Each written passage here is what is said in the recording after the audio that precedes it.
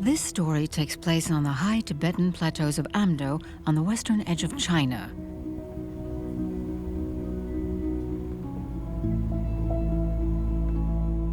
It's the story of a woman who, at the age of 24, transformed her life and returned to the land of her ancestors.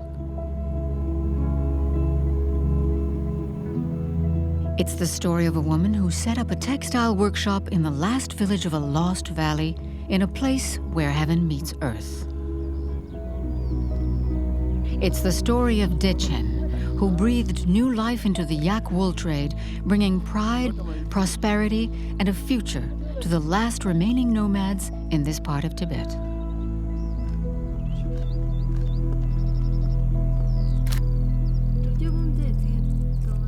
My father is Tibetan, and my mother she's American. I grew up in India. I studied East Asian studies and film studies in the US. Ever since I came here, I started to move away from making films. The priority, well, is always about creating employment. During her first trip to Tibet 10 years ago, Dechen discovered how difficult life was for the nomads, but also the qualities of yak wool. Since then, she has transformed the lives of these Tibetans and revived some age-old skills, establishing a reputation that reverberates around the world from Beijing to Paris. In this dazzling natural environment, Dechen photographs the fabrics, scarves, and shawls worn with pride by the artisans from the workshop.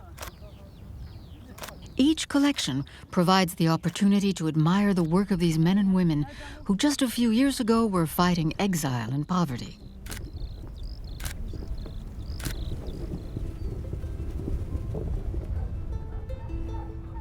No trees grow here, 3,200 meters above sea level on the high Tibetan plateaus.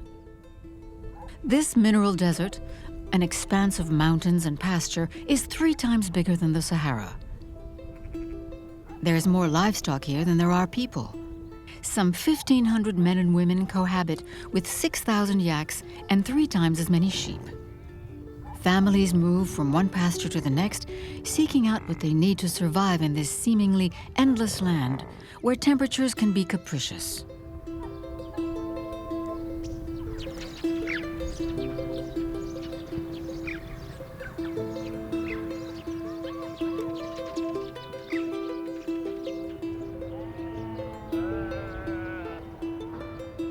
It was in Zorg Ritoma, in the autonomous Tibetan prefecture of Gannan, in the northwest of the People's Republic of China, that 10 years ago, Dechen decided to set up the Norlha workshop, sheltered from the wind between 2 hills.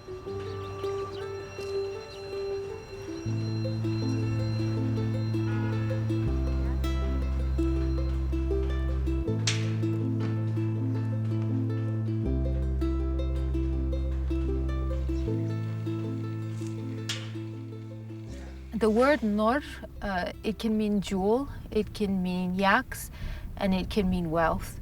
And the word La means God, so when you put the 2 together, Norlha means the god of wealth. It can also mean the god of yaks. And in the wealth is not only material wealth, but it can also mean wealth of knowledge, any kind of wealth. And then also, since it means yaks, it's the 2 together to the nomads is ideal for the kind of work we're doing with.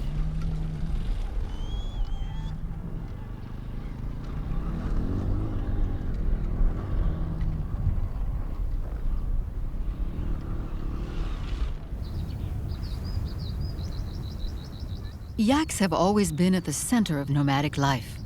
They are a means of transport, providing milk for nourishment and wool for making tents and everyday objects. When the cold season arrives, yaks produce a magnificent fiber, an incredibly soft down called Coulon. Coulon, it's kind of soft layer of wool that the yaks have that really insulates them and keeps them warm. And then over the underlying yak wool, then you have the yak hair. That's the long hair that falls typically under the belly. So yak kulu is the softest, the finest of the yak wool.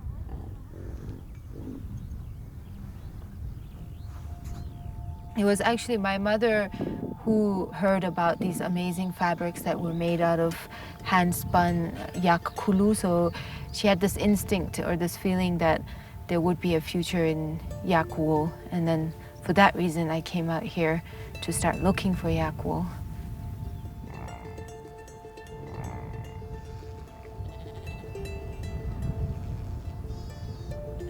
On the high Tibetan plateaus, nomadism is under threat. Young people are attracted by the big Chinese megacities where they go to join the workforce. By supporting these nomads, Dechen allows them to stay in their homeland and takes great pains to perpetuate their culture and traditions. Before the pastures were good, we had between 600 and 700 sheep, more than 200 yaks, and over 20 horses. When I was still a nomad, summer and winter alike, I would take care of the animals, night and day. It was my life. I still feel like a nomad inside. It's in my bones. Even if I've worked at Norlha for years, the feeling is still there.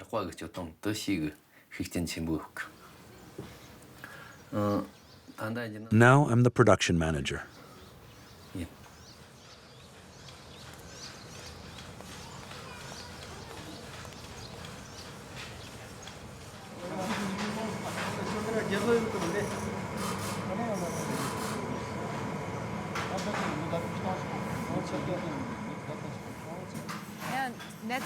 It's not very well woven, it's like a net.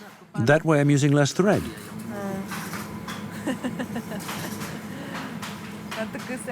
Aren't you a little mean? Which range of reds is it? Number 4, right? We don't need those two there. I like that one best. Which one do you like best? That one.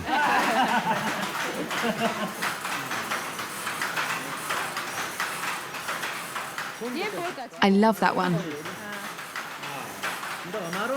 The red brings the white out better. That color is too dense.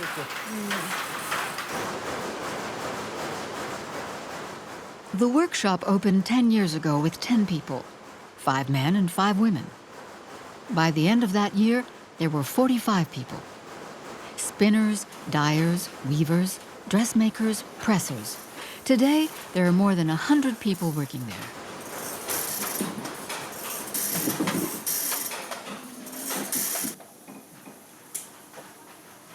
The women spin the kulu wool. This precious fiber can only be harvested by hand and in springtime when the yaks start to molt. The Queen of Wools was used to make garments for Tibetan royal families and the Emperor of China. But the savoir-faire almost disappeared at the end of the last century. Today, Dechen is reviving this forgotten art. As they carry out their painstaking work, the spinners recite a prayer and repeat the mantra of great compassion over and over again.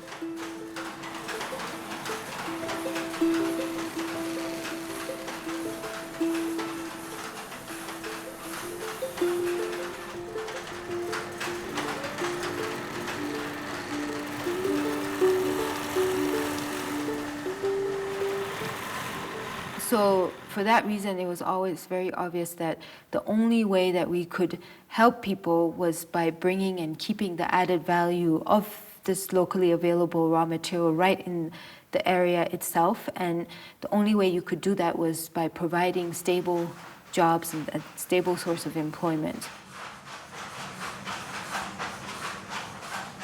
The workshop has no animals of its own, but buys the finest kulu of 2-year-old yaks from a network of nomads who bring their wool every May.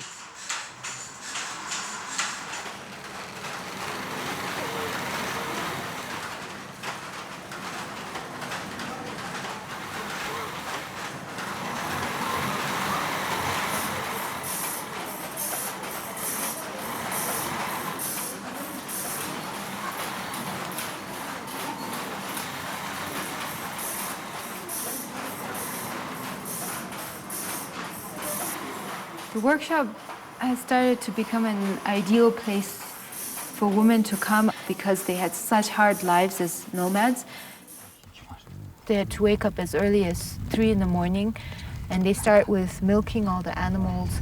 Depending on the herd size, usually they'll be finished by 5 o'clock. And then they start churning the milk and preparing it for the butter, drying the cheese, collecting the dung. And that's most of their chores.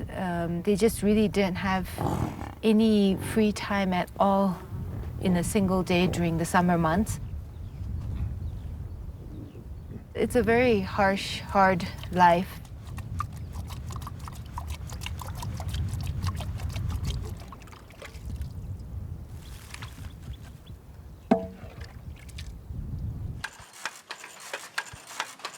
For them, it wasn't so difficult listening to someone telling you what to do because they had to listen to their husband or they had to listen to their father-in-law or their mother-in-law or their mother anyways. It's become a place where they can come and they can receive and have a steady source of income, and they then have a new kind of status, whether it's in their family or whether it's in their freedom as being a single woman. My name is G.E.I.E. I'm a weaver at Norlha.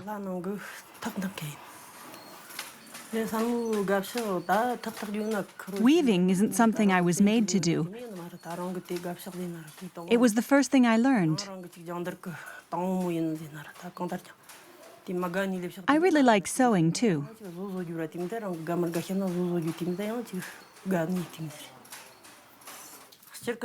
At the workshop, sometimes I get bored. We can't do what we want, when we want. When you get bored, you get really bored. But I say to myself that I'm no longer collecting bad karma killing animals. Now, I earn a living in a dignified way, and I like that.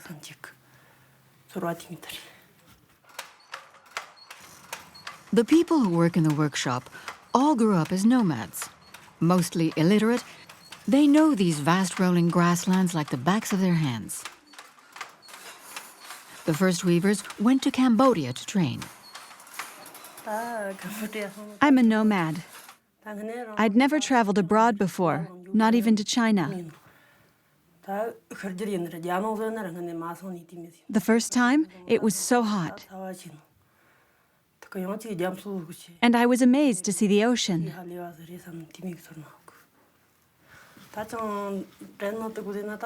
I remember it very well. When it's cold here, I think it must be nice to live by the seaside.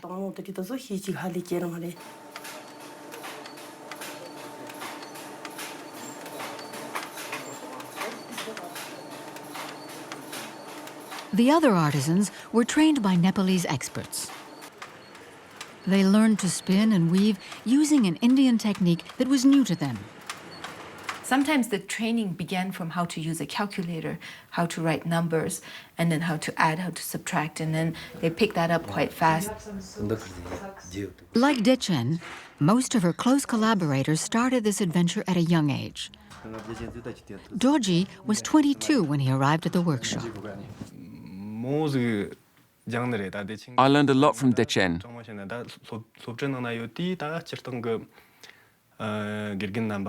At school, I learned the bases of Tibetan traditions, and I tried to learn Tibetan as best I could. With Dechen, I've learned computers, English, negotiation, marketing, and production. Everyone in the management system is quite young. That's why we've always been very excited by everything else that's happening in the world, all the technology in the world. So we try to take the advantages of technology and ride with that to kind of get us more in touch and make us more efficient in the world and as a production unit. Now we all use telephones and computers. Came like a wave. No doubt because now we don't have to worry about our survival, so we can pay attention to technology. In the beginning, we had a meeting with all the managers, and we said, okay, we have to not allow phones to be brought into the workrooms. They have to leave it at the door, and we can give them a break to use their phone for 15 minutes in the morning and 15 minutes in the afternoon, but besides that, they can't use it. And everyone was like, that's just not possible. The people just won't listen. There will be a revolution in the workshop if you can't use your phone. The first 2 days was like, and then all of a sudden, nobody ever complained again.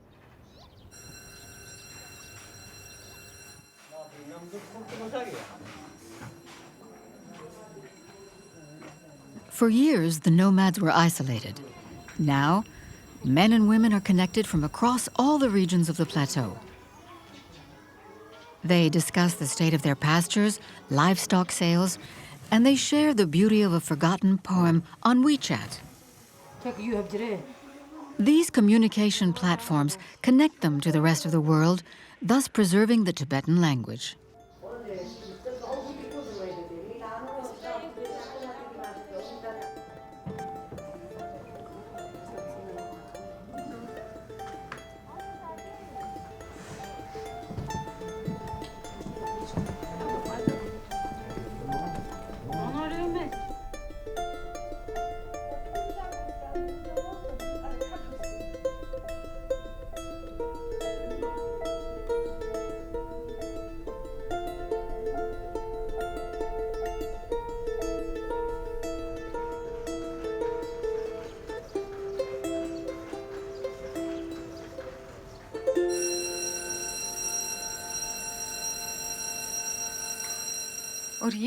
This one has turned out really well.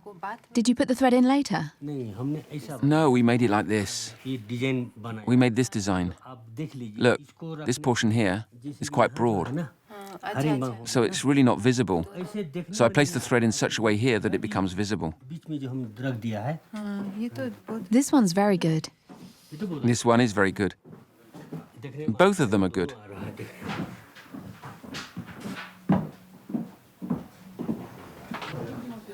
The activity in the workshop grows day by day, each one playing their role in using their expertise to create something truly excellent. The production isn't finished. There's still a lot to weave. As department head, you have to be efficient. You can't let anything go. For all these years, Dechen has been running the workshop on a daily basis. She is helped out by her mother, Kim, who lives in the Himalayas with her Tibetan husband. Maybe? Okay. So we can start by looking at the website, the pictures, and all those questions and you then had. Start giving me all the pictures so I can start processing them at night. Yeah. Yeah. Okay. Kim often goes to Ritoma to help Dechen finish the collections. This is going to be in the collection. This is the capsule. She's also very involved in Norlha's international profile. In September. Kim provides the link between this lost valley and the great capitals of the world. Here. The way you could do it. Mother and daughter have dedicated 10 years of their lives to this project, which they created together. In 2004, I really wanted to travel, go to Tibet, and at the time I was interested in film. Dechen was quite an adventurous person. She studied Chinese, and I asked her if she wanted to explore in greater depth to try and find out more about yak wool and what you could do with it. My mother always talking about yak wool and the possibilities of yak wool, but I never really paid that much attention to it because I wasn't that interested in textiles. So she set off with her brother, and they stayed for 7 months. It was the two of us, and he was only 18 at the time. I was 24. Nobody really took us seriously, and it was so difficult. Just people would laugh when we said we want 2 tons of yak wool. When I came here, I was very struck by the poverty. I'd never imagined it to be like that because when you're small, it's presented like a fairy tale. And when I came here, I found that it wasn't at all like that. It was a very tough life for the nomads. And then I started to realize that if yak wool is really a precious fiber, then maybe that was something that could make a change in people's lives. I was interviewing and staying with one nomad family, which turned out to be Tunko's family. I first met Dechen in 2004, at the end of the summer.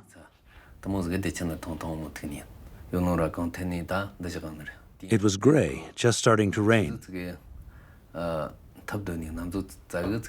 She looked so young.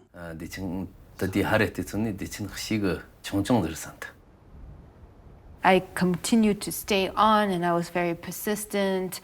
And then eventually I managed to get their trust, and we now know each other very well, and we're like family. But when I first arrived, it was a little bit difficult.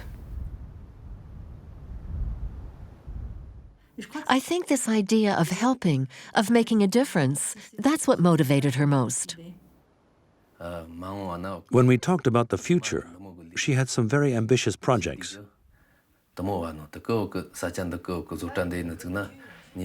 She wanted to create a business.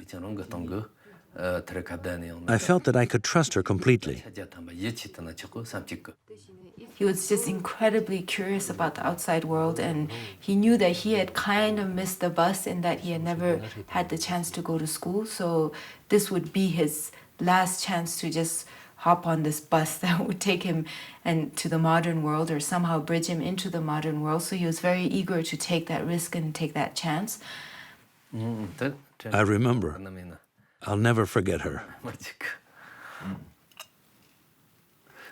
And I knew the kind of commitment that people like Tunko had made to this project, so it wasn't just about me anymore, and so it really wasn't really an option. And I always knew that if I started this, I had to live here. This would have to be my life.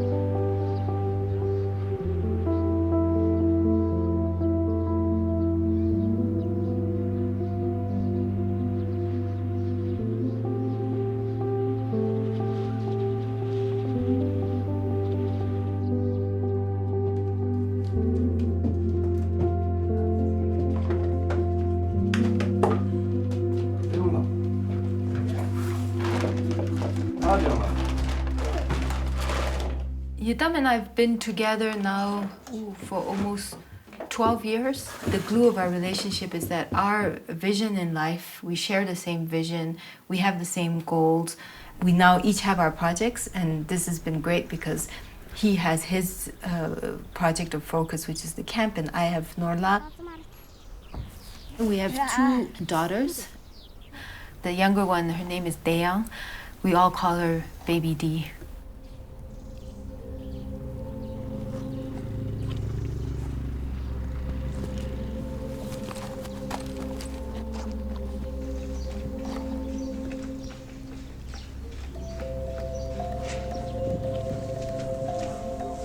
The older one, her name is Nonzi.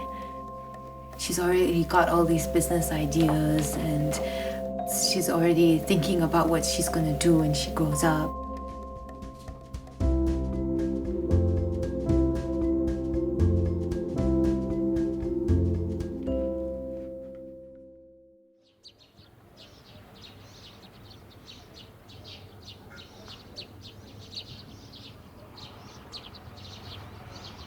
Dechen's house is on top of the hill. To make a life here in this land so close to heaven, Dechen had to obtain approval from all the authorities in the province, the prefecture, the canton, the village, the monastery, but also the gods.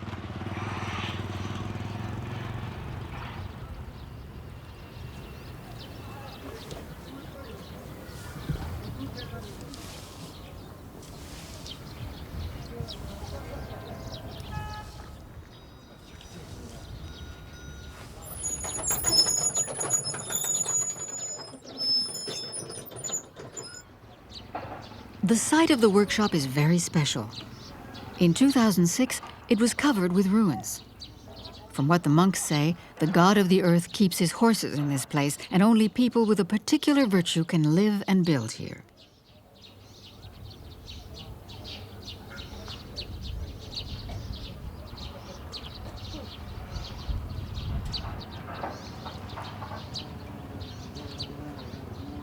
Currently, the workshop covers half of the hill under the watchful eye of the divinities. From the beginning, it was always so important for me to have a beautiful environment to work in.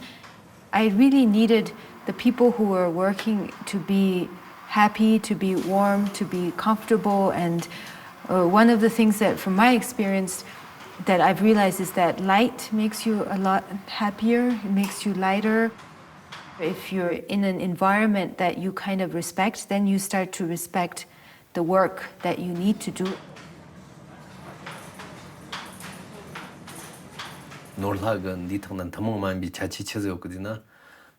The things Norlha produces are special because they combine knowledge, culture, and love. That is the pinnacle of beauty, in my opinion.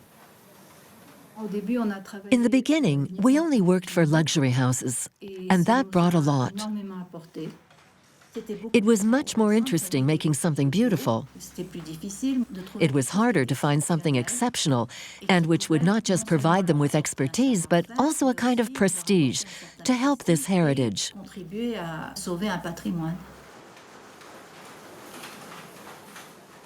It made us more rigorous about the work. It gave us a certain eye. So we need to have a kind of shared responsibility that brings us together to produce the perfect product that will ensure our survival.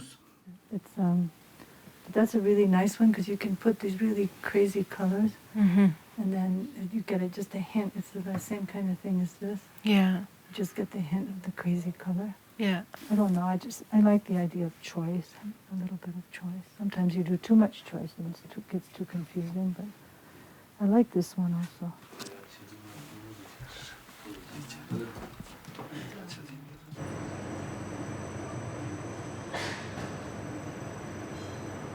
To achieve perfection in terms of the colors inspired by the nature found on the high plateaus, the workshop has some very sophisticated dyeing machines.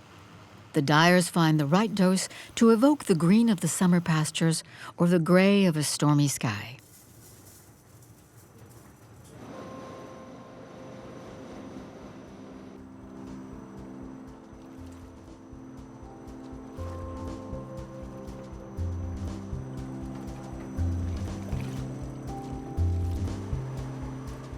Red is a sacred color for Tibetans. It has magical, protective powers. Red represents well-being, wisdom, and dignity. It's become the red of the Lama's robes and the sign of power in Tibetan Buddhism.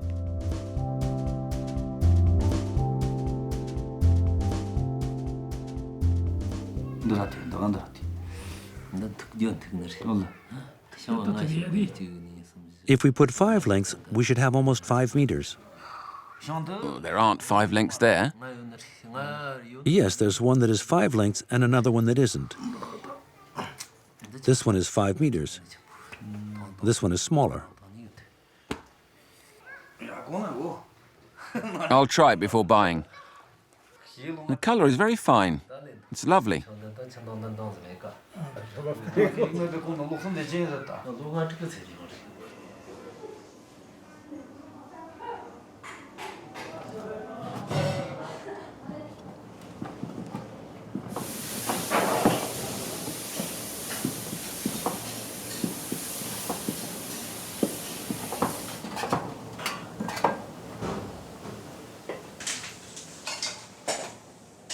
Dechen is always trying to improve the lives of the artisans. Some live in Ritoma, but others have to walk long distances to reach the workshop. At 7 a.m. and at midday, the employees are served hot meals.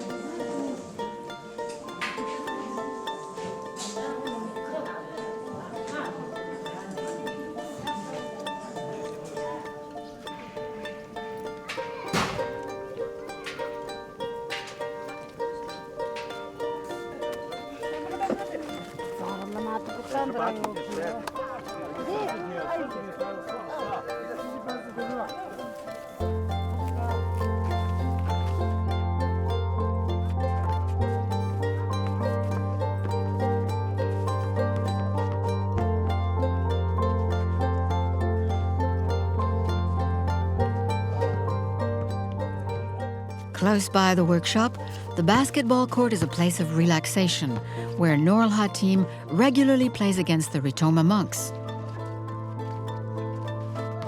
The women have yet to try.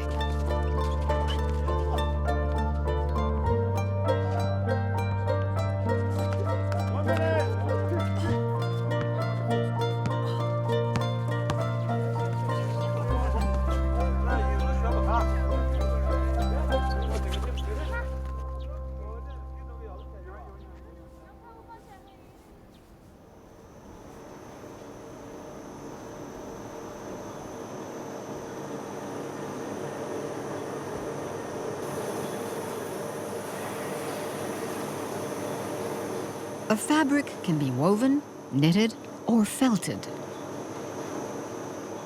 Since ancient times, Asian nomads have used felt in their daily lives to insulate their tents and for clothes. Kulu is often combined with sheep wool to make lighter colored garments. These pieces of wool are then carded by machine to aerate them and remove any natural impurities. These flexible, homogeneous ribbons flow from the carding machine like a fluffy cloud.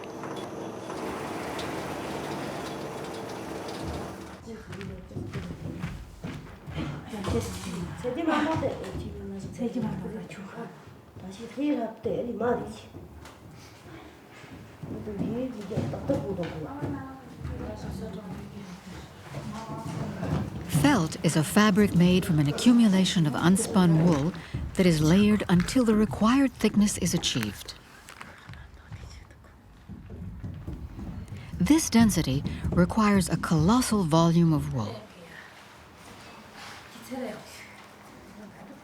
The fibers are then dampened with warm soapy water, rubbed and beaten to compress the wool and create a dense and solid fabric.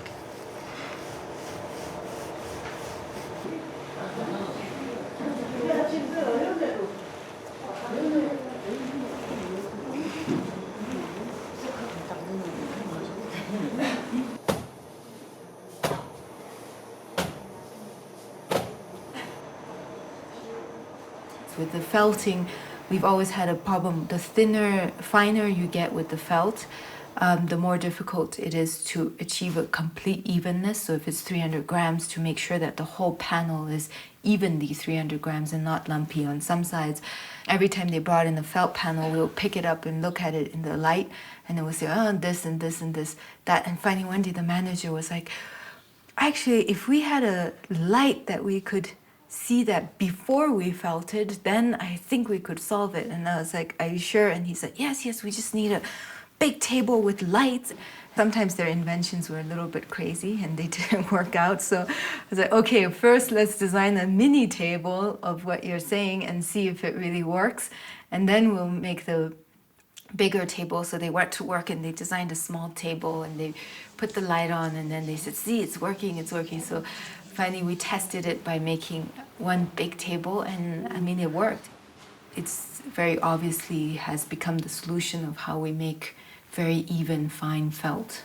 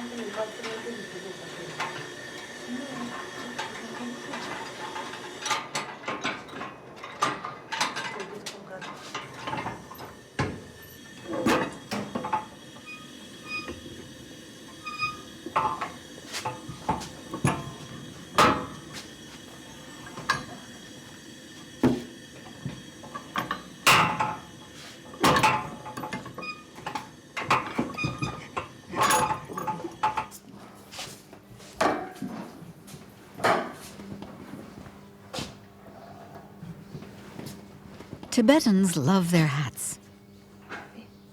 Hats are the ultimate accessory, which vary according to rank and region. In the 20th century, the growth in trade with British-controlled India introduced certain hats to this region of the world. The fedora, which became a trademark for tough guys and gangsters in Chicago, was the preferred form of headwear in the Lhasa region. The Stetson, worn by men and women, was favored in the region of the high Amdo plateaus. Today, the yak wool felt hat has become the jewel in the crown of any self-respecting hat collection.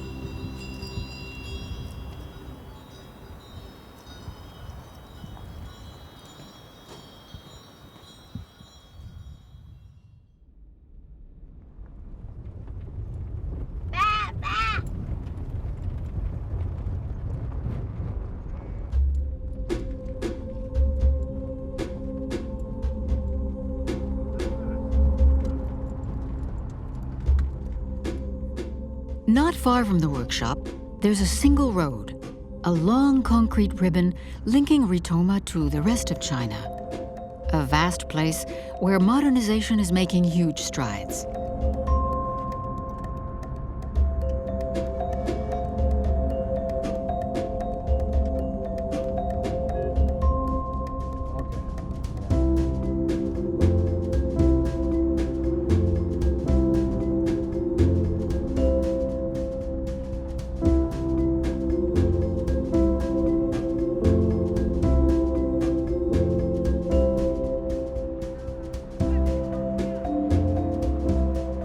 Labrang is a 2-hour drive away. The monastery of Labrang, built in the 18th century, is the biggest Tibetan monastery in this part of China. It lives at the pace of the pilgrims and the 1,800 monks united in different schools.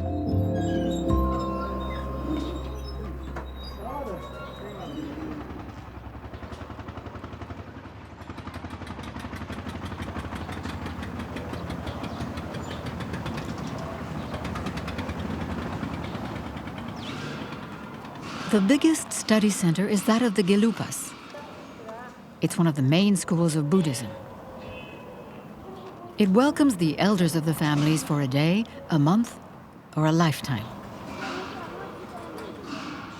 For Tibetans, having one of your children as a monk at the monastery ensures a link between the secular and spiritual worlds.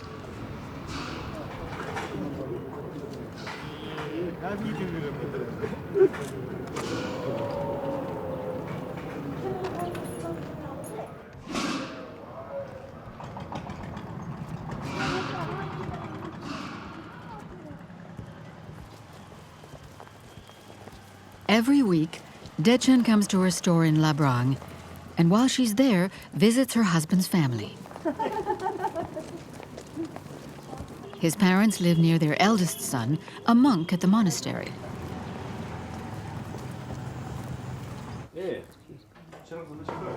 He welcomed Dechen during her first trip and taught her the dialect of the high plateaus. For the monks' robes, they need one for summer, one for winter, and one that is yellow and blue. We can make other types of robes too. You're going to buy a wallet? I like the wallet. A friend bought one. He said, "Don't you have one?" I answered, "I haven't bought one." "Why buy one?" he said. "Just help yourself."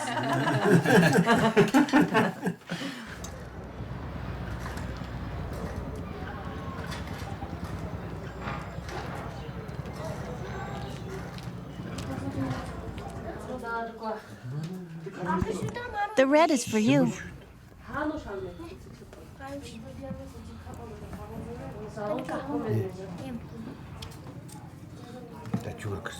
Really? You're helping me choose too? This looks my size. How many sizes are there? 2?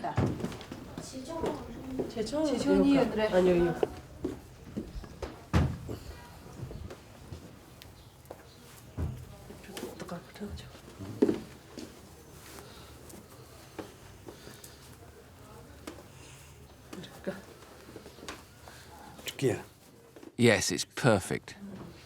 Monks would come in and they always have lots of suggestions. You should make it a little bit like that. You should make a belt. You should make a hat, maybe a sock. So based on these kind of demands, we've slowly put together a monk's collection. And now that's our biggest selling item locally, actually.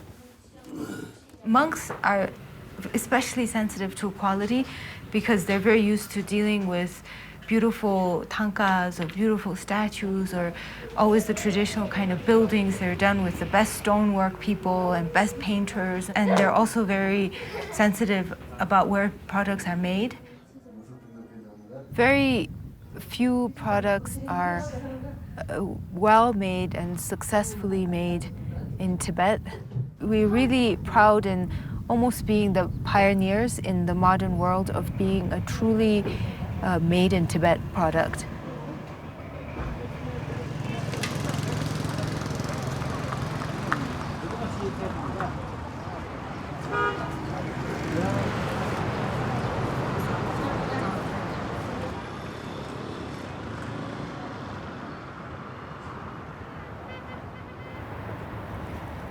Dechen is always taking her textile adventure further, using her intuition to create a new activity using yak wool. In the heart of the modern town, she's just inaugurated her first workshop for carpets. The Tibetans have been making traditional carpets for centuries. They use them for many different things, such as wall hangings and horse saddles. But the most common use is for sitting on. It's our last baby. It's the newest project. It needs a lot of attention, a lot of care. It's not like a scarf where you weave one scarf and you put it aside and say, we're going to try another thing. There's so much wool and raw material involved, so you have to be more confident. Carpet is a much bigger commitment. We can show the mountain like this. Westerners will see it differently. Sometimes you have to interpret what you see. Yes, mountains. The shape, it goes downwards, and then it comes up and goes gently down again. That's how landscapes, the mountains, do that. When you look at it, that's what you see. Yes, like a wave. I get it. We're trying to integrate yak wool into our carpets. Traditionally, the carpets have always been made with sheep wool, but it's a whole process of testing because the yak wool fiber is very short, so we're not sure how well it will work in carpets. We're starting this workshop in collaboration with another village. Now more people are starting to see that the training in itself is already an opportunity without even the promise of work after. So that's a very new thing right now. It's a new development, and we have a lot of people who want to come and train with us. In 1950, Tibetan refugees started to migrate to India and Nepal. They took their carpet-making skills with them. Dechen has brought the head of a workshop in Nepal here to teach the young Tibetans these skills that had all but disappeared. They began their training 4 days ago? Yes, 4 days ago. In 2 days, he's woven 13 centimeters. He's a good student. He's very motivated. The finishing is very neat. Very neat. Yes, very neat. The knots are lovely and tight. It's good quality. There's not much design, but it's very straight. It's perfect. He's paying you compliments. Well done, good job. If this goes according to plan, then it becomes a system of replication into other villages. So this is where people will come, they'll set up their own workshop, and then we would then help them with the marketing and with the designs of different products. So that's the kind of collaboration we're looking. So this is the first trial of such a collaboration.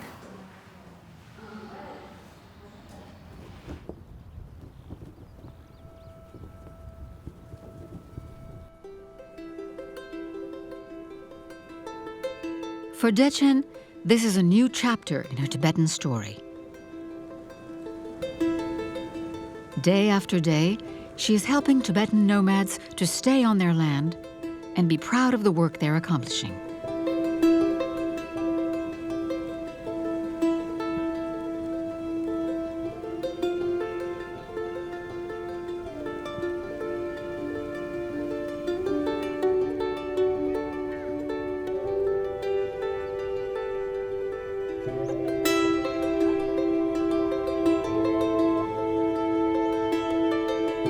My images are always about representing what Norlha is and the story behind Norlha in as little words as possible.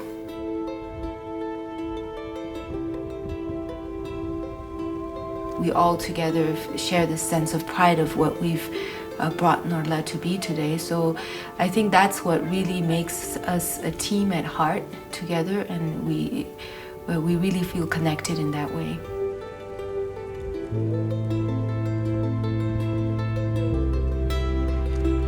Something we're trying to build that's timeless. So whether it's in the product, it's something that you can wear but you can pass down, it can live through generations.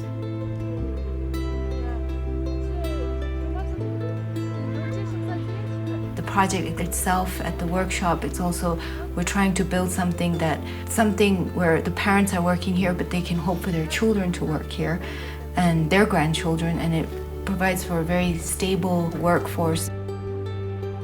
In that way, we're trying to build something that will survive through generations, and so I would say maybe timeless is the word for Norlha.